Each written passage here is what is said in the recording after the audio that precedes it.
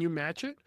And old me, oh my God, old me would have lost it, would have panicked, would have cut the price, met them in the middle, would have done anything to keep that client. But by this point, I learned something.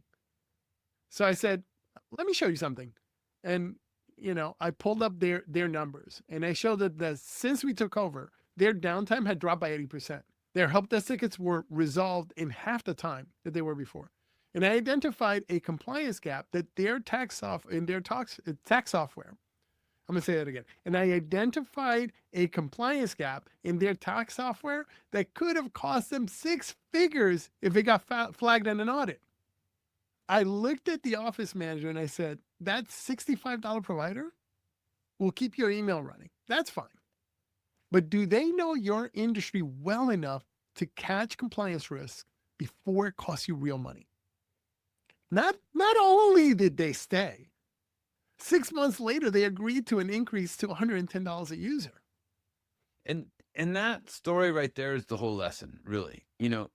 Joe, you didn't win that conversation by being cheaper, by cutting out bullet points, by justifying why you're a better commodity. You won it by being more valuable. And the only way you could be more valuable was because you've done the work to understand the client's business, not just their network. And this is the fundamental shift.